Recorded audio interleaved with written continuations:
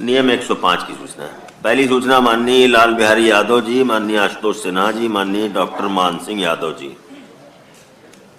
मान्यवर, भारतीय जनता पार्टी के चुनाव के पहले शिक्षा मित्रों को स्थायी करने का वादा किया था, परंतु वर्तमान भाजपा सरकार शिक्षा मित्रों के साथ सौतेला व्यवहार कर रही है। न्यायिक प्रक्रिया में शिक्षा मित्रों का सहायक अध्यापक के पद पर समायोजन को उचित नहीं माना, किंतु उनके सेवा काल को देखते हुए सरकार को समान कार्य का समान वेतन मानदेय देने की छूट है। आज लाखों शिक्षा मित्र जीवन की अस्थिरता और अवसाद में जीने को मजबूर हैं। सपा सरकार ने शिक्षा मित्रों को समायोजित करते हुए ग्रामीण क्षेत्रों में 28,528 रुपए तथा शहरी क्षेत्रों में 29,878 रुपए प्रतिमाह भुगतान किया था। न्यायिक प्रक्रिया के आधार पर शिक्षा मित्रों का समायोजन निरस्त हो गया है, जिसके कारण शिक्षा मित्रों का मानदेय पुरानी व्यवस्था के अधीन हो गया। जबकि श्रम मंत्रालय द्वारा कुशल श्रमिक की निर्धारित मजदूरी प्रतिदिन 550 रुपए है, वहीं शिक्षा मित्रों को एक कुशल श्रमिक से भी कम मानदेय दिया जा रहा है। इससे शिक्षा मित्रों अपने परिवार एवं बाल बच्चों का भरण पोषण ठीक से नहीं कर पा रहे हैं। इसी का परिणाम है कि आज लगभग 5,000 शिक्षा मित्र अपनी जान गंवा चुके हैं, जबकि माननीय उच्चतम न्यायालय द्वारा कई बार अपने निर्णयों में समान कार्य के लिए समान वेतन का सिद्धांत प्रतिपादित किया है। न्यायिक निर्णय के बाद शिक्षा मित्र समान कार्य, समान वेतन तथा पेंशन और 60 वर्ष की आयु तक कार्य करने की मांग करते रहे हैं।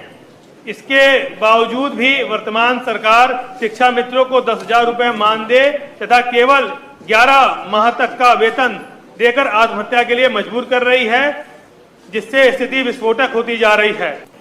जब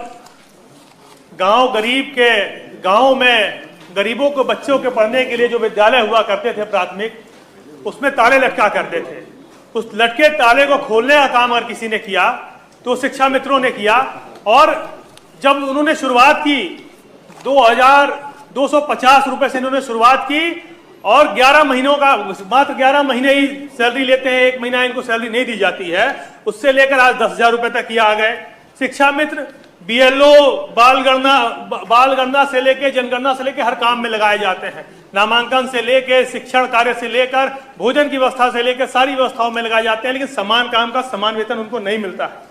हमारे आदरणीय प्रधानमंत्री जी 2017 का जब चुनाव चल रहा था तो बनारस की रैली में उन्होंने ये बात कही कि अगर हमारी सरकार बनेगी तो कोर्ट उनके साथ न्याय करेगा कि नहीं करेगा, लेकिन भारतीय जनता पार्टी उनके साथ न्याय करेगी। उनके कहने का मतलब यह था कि जब उनकी सरकार बन जाएगी तो कोर्ट के बियॉन्ड जाके अध्यादेश लाएंगे और अध्यादेश लाकर उनको नियमित करने का काम करेंगे। और माननीय सभापति महोदय, एक बात और बताना चाहता हूं। पूर्व नेता सदन थे दिनेश शर्मा जी, शिक्षा मित्रों के मामले में एक कमेटी बनाई गई थी जिसके चेयरमैन वो थे। उस कमेटी का क्या हुआ आज तक हमें लग रहा पूरे सदन में किसी को नहीं जानकारी होगी कि उस कमेटी का क्या हुआ। मैं 2-4 मांगे बस रखना चाहता हूं शिक्षा मित्रों की। हाँ सर, मांग रख रहा हूं सर। संशोधित, मैं बस इतना ही कहना चाहता हूं कि संशोधित अध्यादेश लाकर पुनः अध्यापक के पद पर इनको बहाल किया जाए। भारत के राजपत्र 10 अगस्त 2017 लागू हो, समान काम का समान वेतन मिले, 62 वर्ष हेतु इनकी नियमावली बनाई जाए।